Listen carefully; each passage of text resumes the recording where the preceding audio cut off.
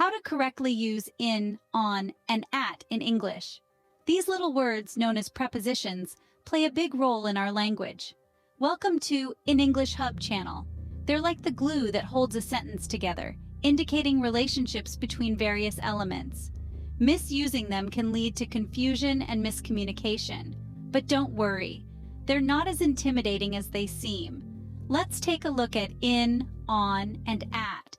All three of these prepositions can be used to express time and place, but each one has its unique uses and they're not always interchangeable.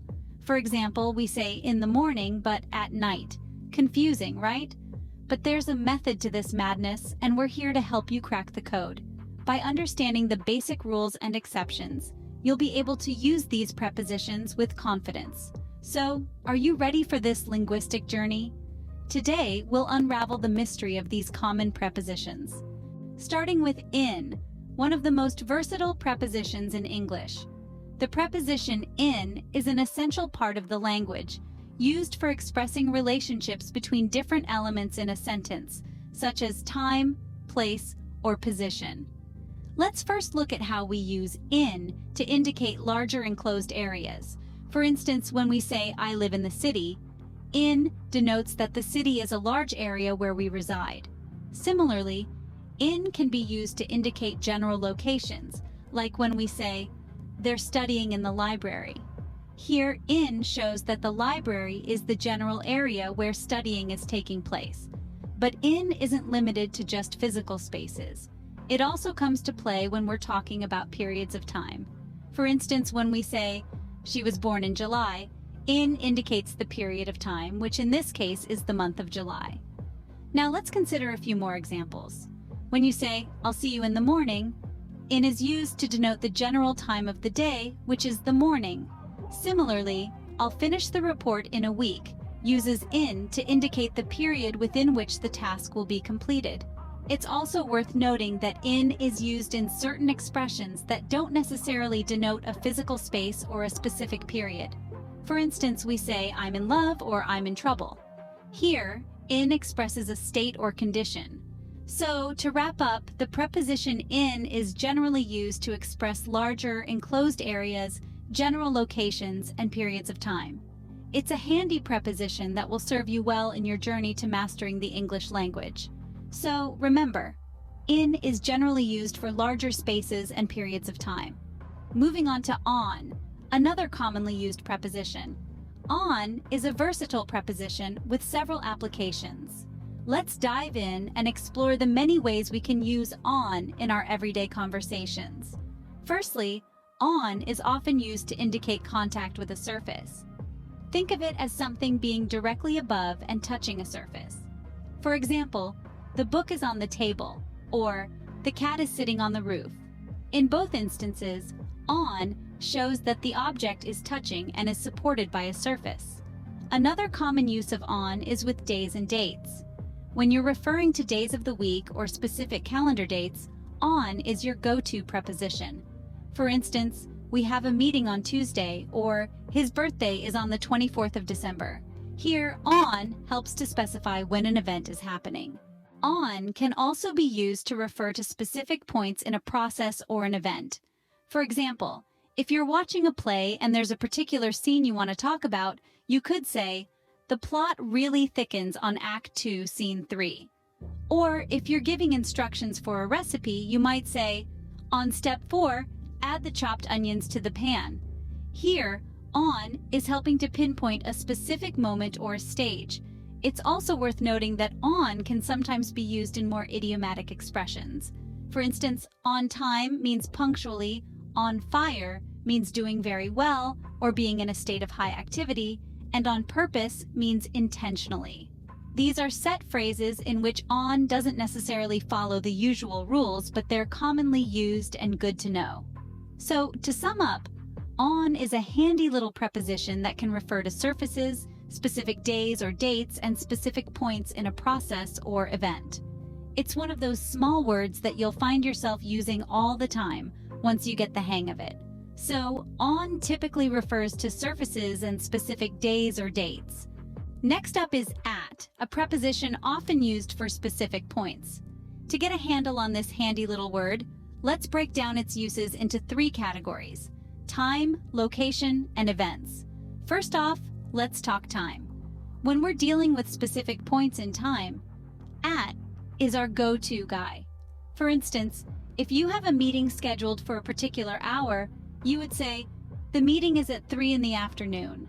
Or maybe you're catching a movie that starts at a precise time, like, "The movie starts at 7 in the evening." So when the clock's ticking, remember to use at for those exact moments. Now let's move on to location. At is also used for specific locations or points in a place. For example, if you're meeting a friend at a certain spot, you could say, "Let's meet at the park entrance." Or maybe you're waiting for someone at a particular place, in which case you could say, "I'm waiting at the bus stop." At helps us pinpoint exact locations, making our sentences more precise and easy to understand. Finally, we use at when referring to events. This one's a little trickier, as it's not always about being specific. Sometimes it's more about the context of the event. For example, you might say, "I saw her at the concert," or "We met at a conference."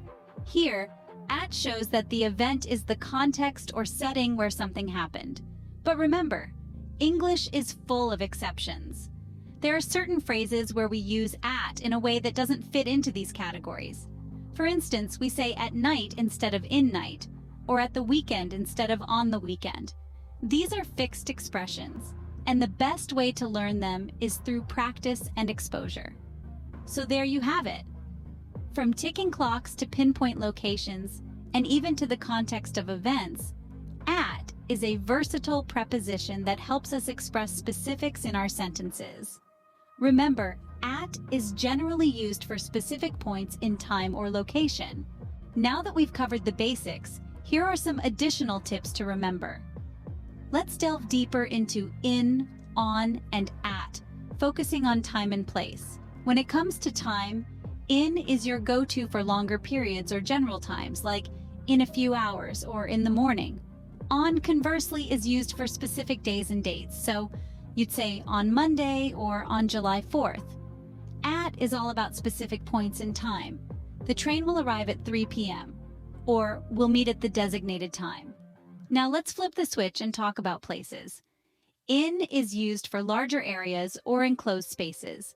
So you might say, "We are in the park," or "She is in the house." On is for surfaces, like "The book is on the shelf," or "The cat is on the roof." At comes into play for specific points or locations, like "We'll meet at the corner," or "They are at the restaurant." Okay, we've talked about the rules, but what about those pesky exceptions? English is notorious for its exceptions, and prepositions are no exception. For instance, we say "at night," not "in night," and "on the weekend," not "at the weekend." And despite the rule of using in for enclosed spaces, we say "in the morning," not "at the morning." The key takeaway? Context is king. Prepositions often don't follow hard and fast rules, and their usage can change based on the situation or phrase. So, while it's important to understand the general guidelines, you'll also need to learn and practice these exceptions. Remember, practice makes perfect. The more you use these prepositions in your everyday conversations, the more comfortable you'll become with them. And don't be afraid to make mistakes. That's how we learn. With these tips, you'll be able to use in, on, and at like a pro. Let's recap what we've learned today. We've navigated the world of prepositions, focusing on in, on, and at. When we talk about larger enclosed areas or periods of time, we use in. Remember our examples. I live in the city. She was born in July. They are studying in the library. For surfaces, specific days, or points, we use on, like "The book is on the table." We'll meet on Monday. His birthday is on January 1st. And for specific points in time, locations, or events, we use at. Think back to "We'll meet at 3 p.m. She is at the airport. We are good at sports." And don't forget, certain expressions and idioms may not follow these rules, so learning them in context is essential.